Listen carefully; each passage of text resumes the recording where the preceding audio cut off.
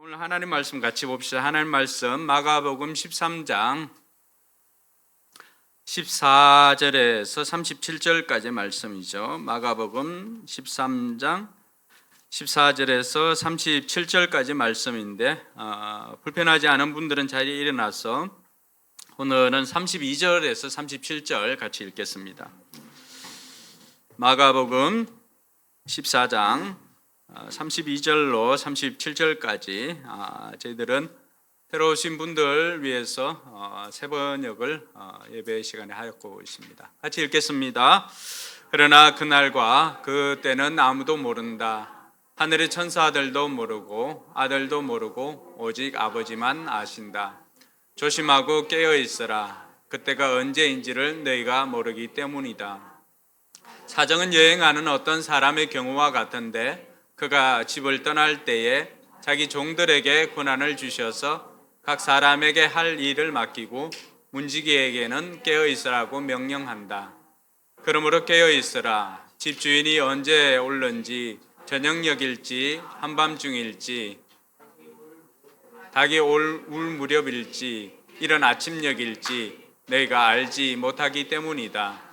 주인이 갑자기 와서 너희가 잠자고 있는 것을 보게 되는 일이 없도록 하여라. 내가 너희에게 하는 말은 모든 사람에게 하는 말이다. 깨어 있어라. 제가 재밌게 봤던 영화 중에 최종병기 활이라고 하는 영화가 있습니다. 좀 오래됐죠. 그때 나오는 그 대사 중에서 이런 대사가 있습니다. 바람은 아세요? 계산하는 것이 아니라 극복하는 것이다. 이 말이 나오는데 오늘 제목은 거기에서 조금 차용을 했습니다. 오늘 말씀의 제목은 이 종말은 계산하는 것이 아니라 준비하는 것이다 라고 하는 제목입니다. 오늘도 이 말씀 통해서 하나님께서 우리에게 주시는 또 은혜를 경험할 수 있기를 바랍니다. 우리가 잘 알고 있는 그 노벨상은 알프레드 노벨이라고 하는 사람이 제정을 하게 되었습니다. 이 사람은 스웨덴 화학자인데 다이너마이트나 무기와 같은 이런 강력한 폭발물을 발명을 한 사람이기도 합니다. 그 덕분에 돈을 또 엄청나게 많이 벌었지요. 그러다가 어느 날 시간이 좀 많이 지난 시점에서 그 신문사에서 이 노벨의 부고가 떴습니다. 신문사에서 실수로 알프레드가 죽은 것으로 부고장을 냈던 것입니다. 실은 그 형님이 죽었는데 이 알프레드 노벨이 죽은 것으로 신문 기자가 착각을 한 것이죠. 그런데 그때 나왔던 이 부고장에 이 알프레드 노벨을 소개할 때 이렇게 합니다. 전례 없는 대량 학살을 가능하게 만든 사람이라고 그렇게 소개를 했습니다. 그래서 알프레드 노벨은 이런 평가를 한 것에 대해서 엄청난 충격을 받았죠. 자기가 살아있는 자기를 죽었다고 부고장을 낸 것에도 충격을 받았지만 그것보다도 자기에 대해서 세상 사람들이 어떻게 평가를 하는 것에 대해서 엄청난 충격을 받았던 것입니다. 그리고는 이 사람은 자신의 재산을 가지고 인류 복지에 정진을 기한 사람들에게 상을 제정해서 그 상 중에 대표적인 것이 우리가 알고 있는 노벨상입니다. 우연한 게 실수로 자신의 미래에 대한 그 평가를 듣게 된 이 노벨은 현재에서 지난 날들의 그 평가들을 바꾸기 위해서 현재를 바꾸기 시작했던 것입니다. 오늘의 삶을 바꿈으로 말미암아서 이제는 자신이 대량 학살 무기를 만든 사람이 아니라 정말로 인류에 공헌을 한 사람들에게 상을 주는 이런 상을 제정한 사람으로 바꾸어갔던 것입니다. 오늘 우리가 읽었던 이 하나님의 말씀도 동일하게 우리에게 이런 것들을 요구하고 있습니다. 오늘 우리가 읽었던 말씀은 제자들이 예수님께 던졌던 그 질문에서 계속된 대답에 해당하는 것입니다. 제자들은 언제 이런 종말이 있습니까? 라고 하는 질문을 하였습니다. 우리가 지난번에도 살펴보았지만 제자들의 이런 언제 인류의 종말이 있습니까? 언제 그런 것들이 시작이 되겠습니까? 라고 하면서 그 징조에 대해서 물었지만 예수님께서는 거기에 대해서 종말에 대한 정보보다는 이 종말을 살아가는 신자의 태도가 어떻게 해야 되는가를 계속해서 말씀하고 있습니다. 오늘 읽지는 않았지만은 4절에 보니까 베드로, 요한, 야고보가 또 예수님께 따로 이제 가서 질문을 합니다. 같이 한번 읽어볼까요? 우리에게 말씀해 주십시오. 이런 일이 언제 일어나겠습니까?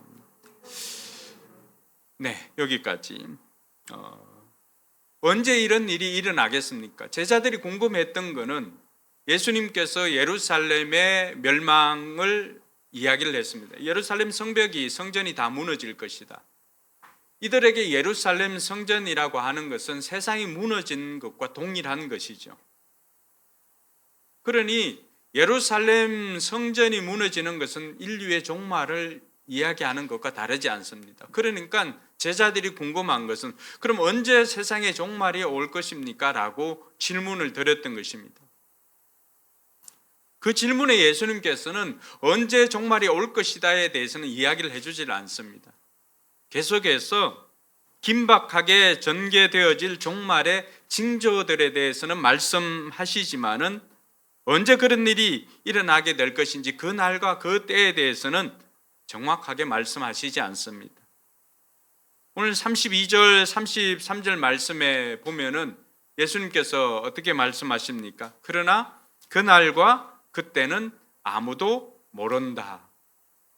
하늘의 천사들도 모르고 아들도 모르고 오직 아버지만 아신다고 그렇게 말씀하십니다. 그리고는 33절에 보면은 조심하고 깨어 있어라. 그때가 언제인지를 너희가 모르기 때문이다 라고 말씀하십니다. 그저 32절에서 우리가 읽었던 오늘 말씀에 보면 깨어 있어라가 3번이나 반복되어집니다. 깨어 있어라, 깨어 있어라, 깨어 있어라. 예수님께서는 이 말씀을 통해서 종말의 때가 언제인지를 계산하지 말고 그 종말의 때를 준비하라고 하는 것입니다. 깨어 있어서 준비하라고 하는 것입니다. 그래서 종말은 계산하는 것이 아니라 준비하는 것임을 예수님께서 오늘 말씀을 통해서 우리에게 가르쳐 주고 있습니다. 여러분, 그렇지 않고 많은 사람들이 이 종말에 대한 두려움만 가지고 있습니다. 그렇게 하다 보니까 성경을 자꾸만 미래 사건의 시간표로 이렇게 읽는 경우가 많이 있습니다.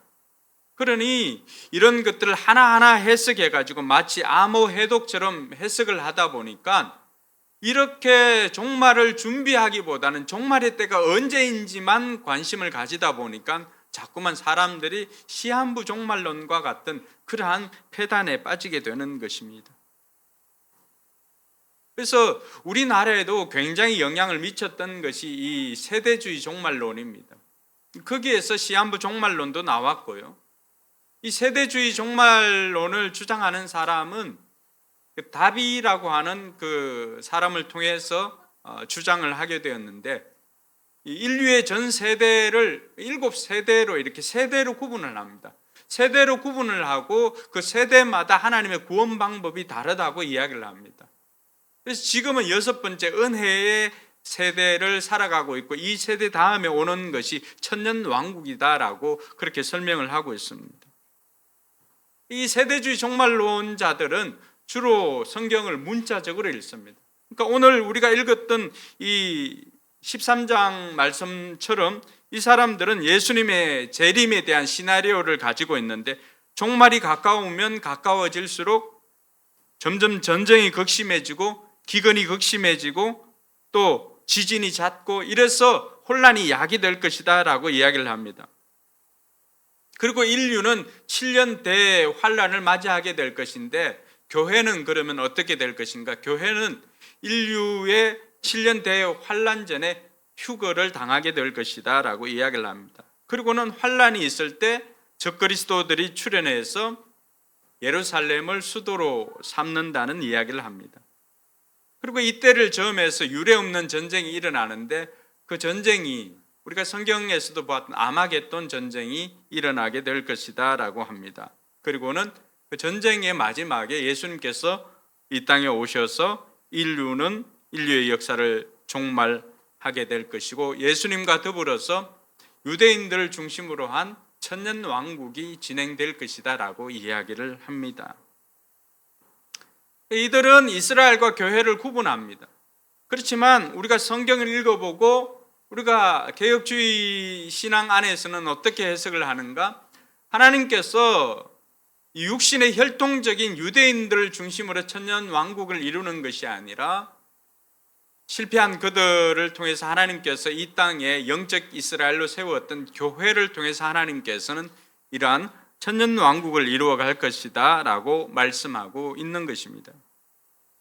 그래서 저와 여러분들이 우리가 이런 다미선교회나 이런 예전에 우리를 힘들게 했던 많은 그 시한부 종말론과 같은 것에 빠지지 않으려면 성경에서 그럼 이 종말에 대해서 어떻게 이야기를 하고 있는가를 우리가 알고 오늘 예수님께서 이 종말을 살아가고 있는 너희들이 시간을 계산할 것이 아니라 이미 종말을 살아가고 있는 너희들은 어떻게 살아야 할 것인가 거기에 대한 답을 찾는 저와 여러분들이 되기를 바랍니다.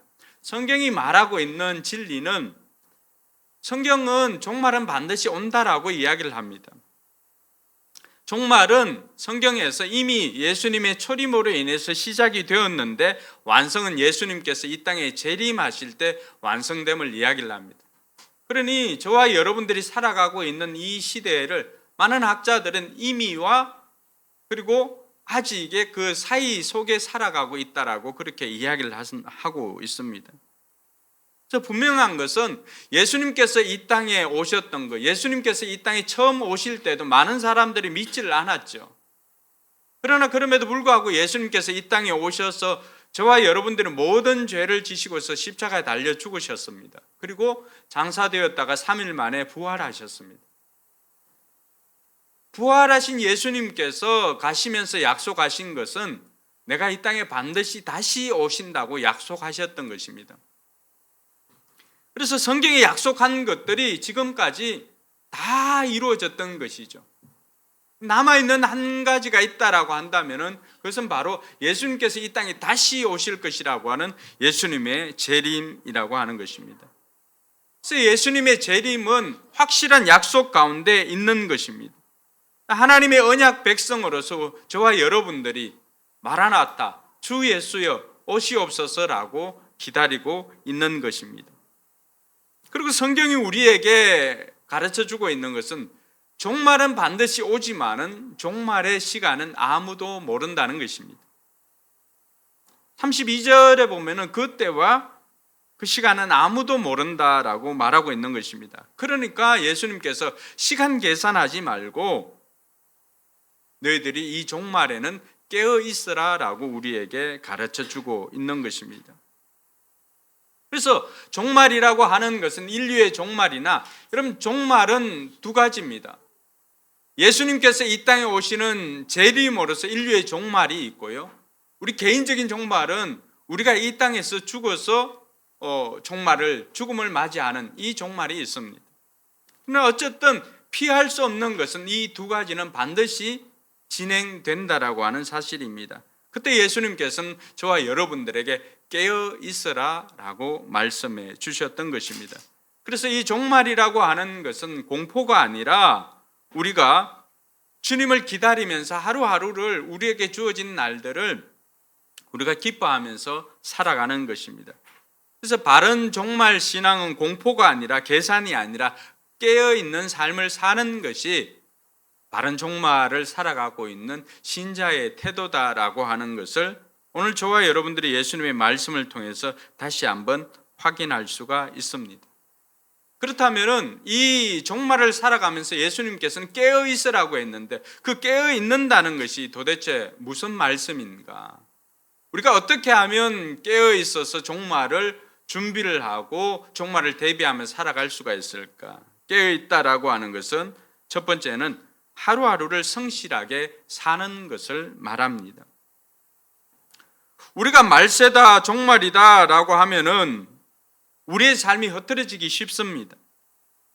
그래서 예수님께서는 종말을 살아가고 있는 저와 여러분들에게 우리는 깨어서 하루하루 주어진 날을 성실하게 살아야 된다라고 말씀하고 있는 것입니다.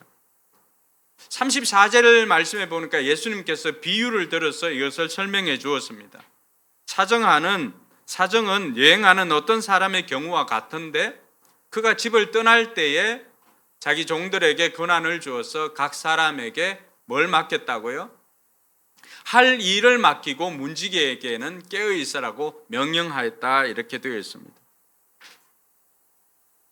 예수님께서 곧 오신다는 이야기들을 초대교회 사람들도 많이 들었습니다.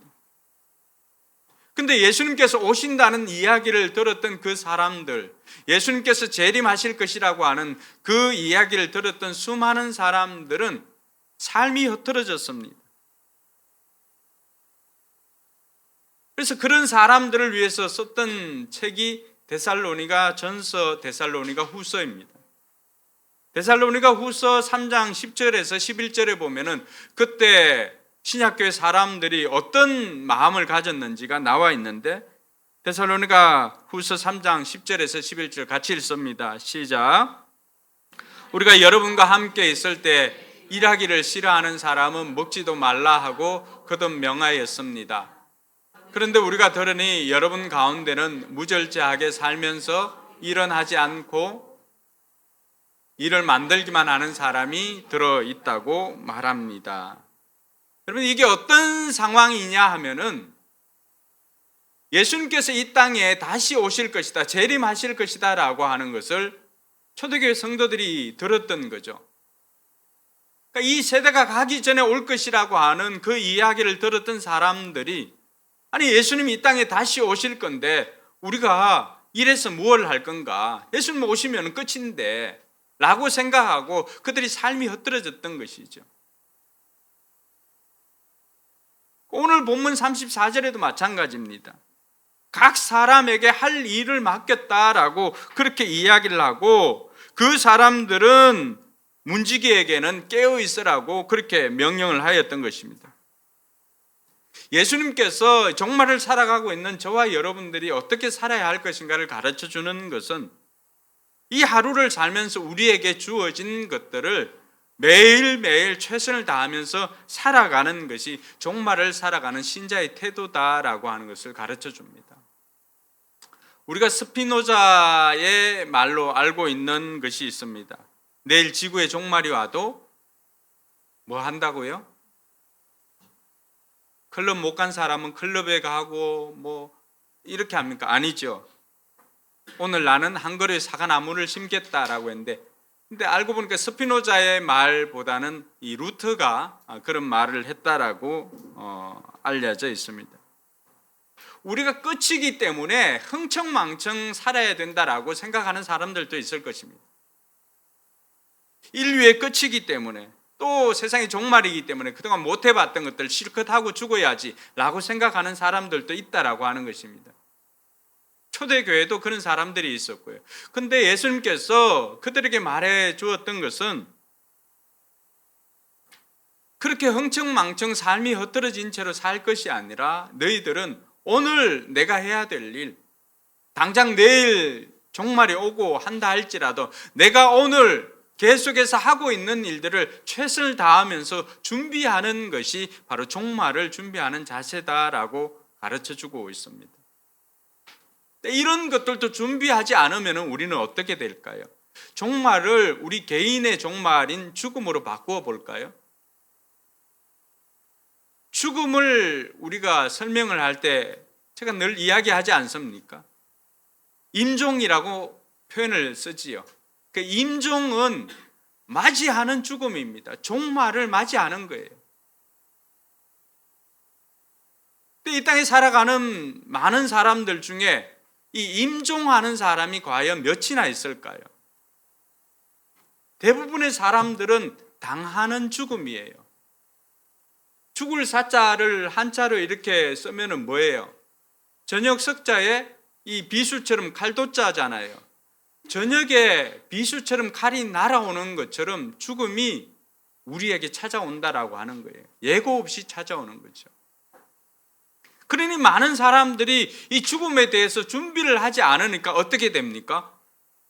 준비를 하지 않으니까 당하는 죽음이에요. 임종이 없는 거예요. 그래서 저와 여러분들은 이 임종을 위해서도, 이 개인의 종말도 이 임종을 위해서도 매일매일 살아가는 순간들을 우리가 후회 없이 하루하루를 최선을 다하며 사는 것입니다. 하루를 시작할 때도 마찬가지고 하루를 마무리할 때도 오늘 하루를 살았을 때 후회 없는 삶을 사는 것입니다. 그것이 이 임종을 준비하는, 그리고 종말을 살아가러 가는 저와 여러분들에게 주신 하나님의 음성인 줄 믿으시기 바랍니다. 자세를 바르게 잡고 깨어서 우리에게 맡겨진 일을 하루하루 최선을 다하며 살아가는 것, 그것이 이 종말을 사는 신자에게 주신 깨어 있으라고 하는 하나님의 음성인 줄 믿으시기 바랍니다. 두 번째가 좀 더 실제적인 것인데, 우리는 주님 오심을 준비해야 하는 것입니다. 임종처럼 우리가 신약교회 초대교회 성도들이 마라나타 주 예수여 오시옵소서라고 주님을 맞이할 준비를 해야 된다라고 하는데, 오늘날 많은 사람들 가운데 준비 없이 보내는 사람들이 너무나 많이 있습니다. 주님은 기대하지 않고 있을 때 오시는 경우가 많습니다. 그렇기 때문에 우리에게 준비하라고, 깨어 있으라고 말씀하신 것이죠. 오늘 35절 36절에 보면은 예수님께서 결론적으로 하신 말씀이 무엇입니까? 그러므로, 같이 한번 읽습니다. 그러므로 깨어 있으라. 집 주인이 언제 올는지, 저녁녘일지 한밤중일지 닭이 울 무렵일지 이른 아침녘일지 너희가 알지 못하기 때문이다. 주인이 갑자기 와서 너희가 잠자고 있는 것을 보게 되는 일이 없도록 하여라. 이건 뭐예요? 깨어 있으라는 거예요. 깨어 있으라.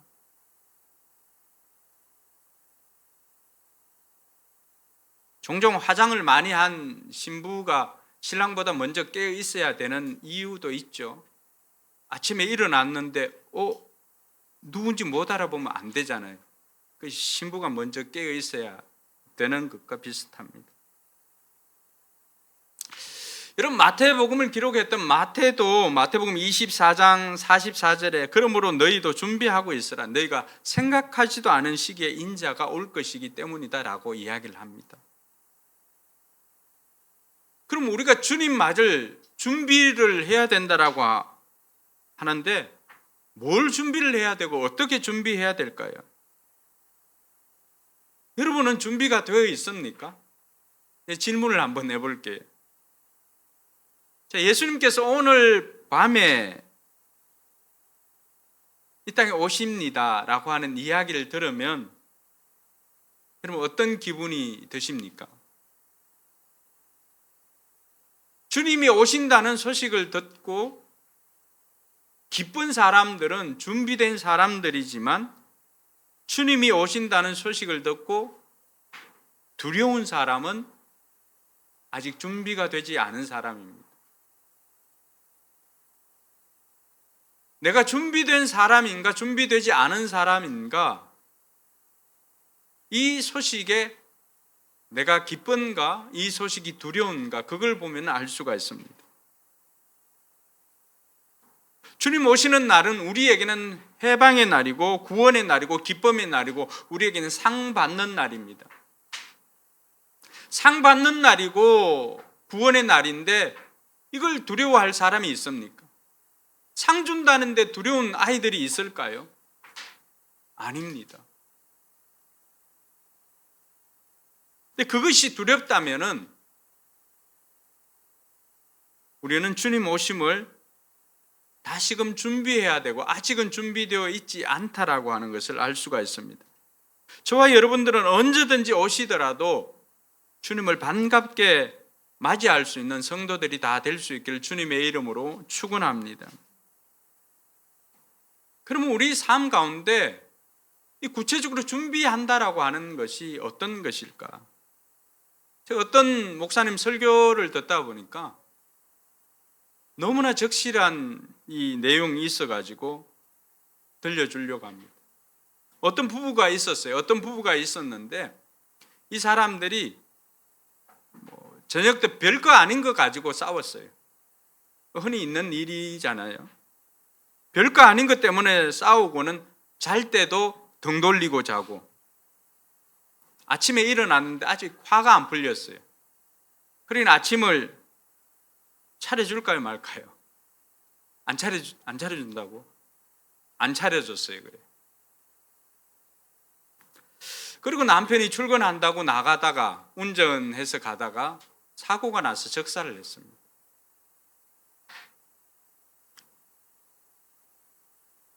그러니까 그때 아내가 통곡을 합니다. 그 아픈 마음에. 그 울면서 그렇게 외치는 거예요. 그렇게 갈 줄 알았다면 아침에 사랑한다는 말이라도 해서 보낼 걸. 그렇게 갈 줄 알았다면은 아침에 밥이라도, 따뜻한 밥이라도 지어서 해먹이고 보낼 걸.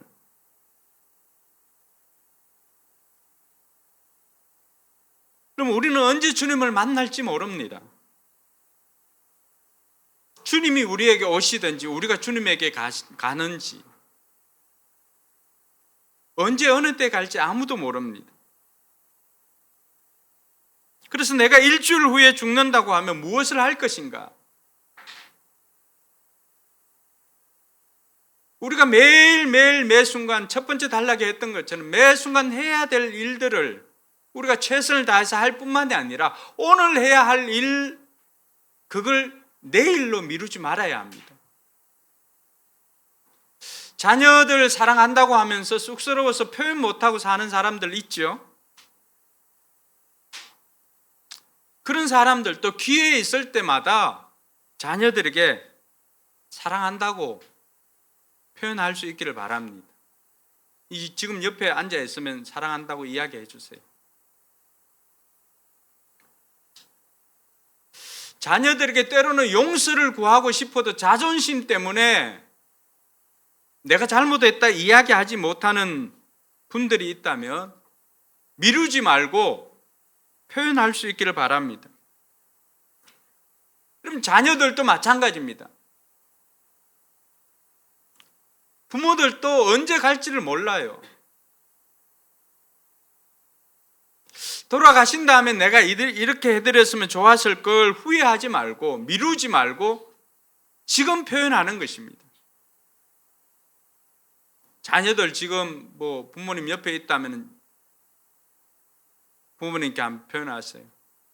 어머님 사랑합니다.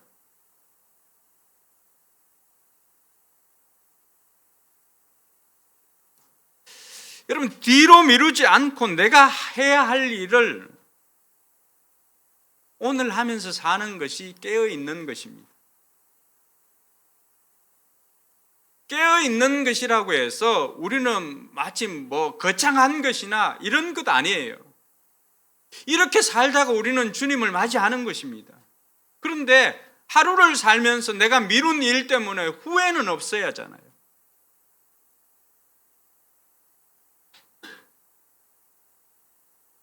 그래서 뒤로 미루지 않고 내가 해야 할 일들, 표현해야 할 것들을 미루지 않고 오늘 표현하는 것, 그것이 주님께서 우리에게 말씀하시는 깨어 있으라고 하는 것입니다. 그래서 여러분 부모님들이나 여러분들이 반드시 해야 되는 것, 개인의 종말인 죽음을, 임종을 위해서 반드시 해야 되는 것은, 저는 여러분들이 이 엔딩 파티를 좀 했으면 좋겠습니다. 이 엔딩 파티가 뭐냐 그러면은, 죽고 나면은 우리가 용서를 빌 시간도 없고 용서를 구할 시간도 없어요. 또 사랑한다 표현할 수도 없어요. 근데 연로하신 부모님들이 계시다면은 그 부모님들께 이야기를 해가지고 좋은 펜션이나 아니면은 교회도 괜찮지요. 날 하루를 잡아가지고 그때 뭘 하냐 그러면은 주변에 가까운 친지들이나 용서를 구해야 할 사람, 용서를 해야 할 사람들 초청하는 겁니다. 언제? 살아있을 때. 그렇게 하고는 그때 표현을 하는 것입니다. 직접 말로 다 못하면 편지를 써서라도 표현을 하고, 내가 그땐 몰라가지고 정말 미안하다, 용서를 구하는 거예요. 얼마 전에 보니까 시소 올라가면 하늘나라 내려오면, 동요는 아예 안 부르기로 작정했나요? 함지원 시소 이 노래 알아요? 음악책 뭘 실어 놓죠? 서태지 하여가 이런 거 실어 놓나? 뭘 실어 놓지? 최신 동요. 최신. 내가 트렌드에 좀 밀려 있네. 그걸 작곡한 사람이 그 시네라 씨 아버지예요. 탤런트 시네라 알지요? 시네라 씨 아버지가 그 하이패밀리에서 그 엔딩 파티를 했어요.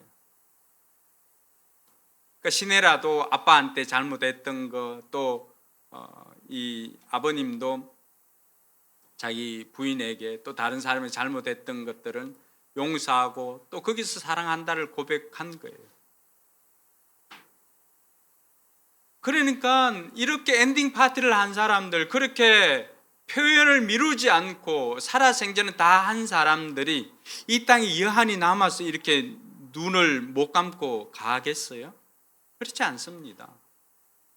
이 사람들은 어떤 사람들일까요? 임종을 맞이하는 사람이죠. 죽음을 기다리는 사람입니다. 마라나타 주 예수의 오시옵소서 준비된 사람들입니다. 그 준비된 사람은 깨어있는 사람이라고 했죠. 오늘 할 일을 미루지 않는 사람들입니다.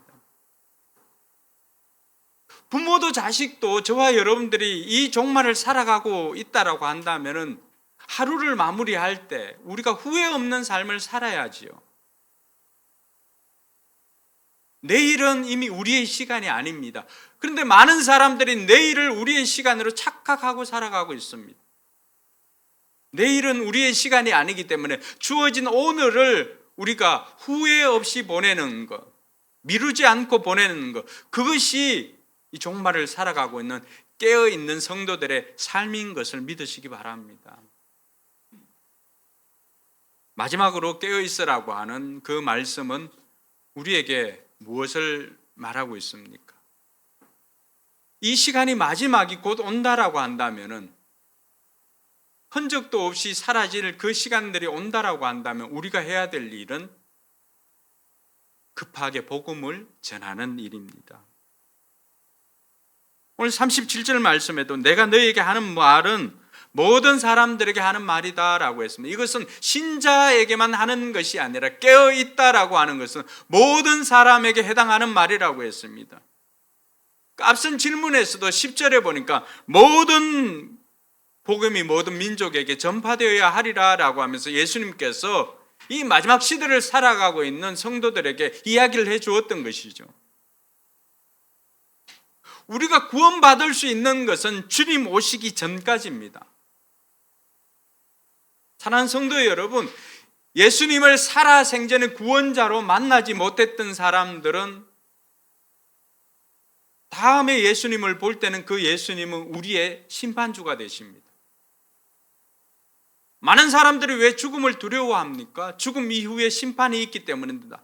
심판은 천국과 지옥으로 나뉘어지게 됩니다. 그런데 그것을 결정하는 분이 누구라고요? 예수님이십니다. 예수님이신데 우리가 살아생전에 예수님을 구원자로 영접한 사람들은 그때 어디를 가는 거예요? 천국으로 가는 거죠. 주님 이 땅에 다시 오면은 그 주님께서 우리에게 주시는 것은 이 땅에서 수고하고 했던 그 모든 것들을 통하여서 디모데후서 4장 7절에 보니까 의의 면류관을 씌워 주신대요. 이런 면류관은 누가 받는 거예요? 그 믿음의 싸움을 끝까지 달려간 사람들이 받는 것이 면류관입니다. 1등한 사람만 받는 게 아니에요. 완주한 사람이 받는 것입니다. 마치 마라톤 메달과도 같은 것이죠. 그렇다면 주님 오시면은 어떻게 될까요? 구원의 문은 닫히는 거죠. 구원의 기회는 끝나는 것입니다. 그러므로 예수님께서 다시 오신다는 것을 저와 여러분들이 안다면은 우리는 뭘 해야 될까요? 긴박한 마음으로, 급한 마음으로 아직도 내 가족, 내 주위에 예수님을 알지 못하는 그 사람들에게 복음을 전해야 합니다. 제 친구 중에 여기 김포시청에 있는 친한 친구가 있습니다. 정말로 친한 고향 친구인데요. 어느 날 이 친구 아버님이 아프다는 이야기를 제가 듣게 되었습니다. 그러고는 제가 그때는 대구에 있었을 때인데 이 친구 아버지를 찾아갈 수가 없어요. 병원에 서울에 계셨는데 찾아갈 수가 없어가지고 편지를 썼어요. 이 친구한테. 병원에 가면은 그 병원에 꼭 그 목사님이 상주하고 있는 분이 있으니까 그분 통해 가지고 아버지한테 복음을 꼭 좀 전해 가지고 아버지가 천국 갔으면 좋겠다라고 하는 그 내용의 편지를 써 가지고 붙였어요. 아버지 어떻게 됐을까요? 아버지가 소천하고 난 다음 그 다음 날에 아버지가 죽고 그 다음 날에 이 편지가 친구에게 도착을 합니다.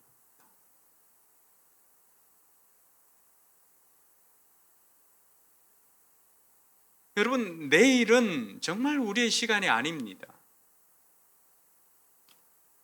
제가 그때 좀 더 아니면 찾아가든지, 그렇지만 시간을 낼 수 없는 상황이어서 편지로라도 제가 할 수 없으면 거기 있는 친구, 거기 병원에 있는 목사님을 통해서라도 복음을 전할 수 있도록 그렇게 했지만은, 그러나 이미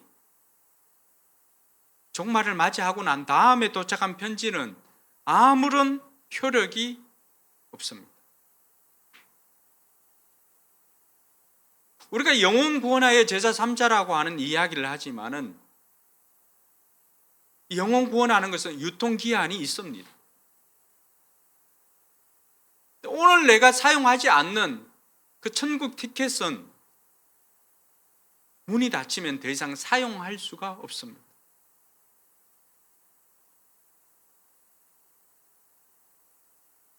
주님께서 우리에게 깨어 있으라고 하는 것은 이 땅에 종말이 오지만은 너희들은 깨어서 이 복음을 천하 만민에게 전파하라는 것입니다.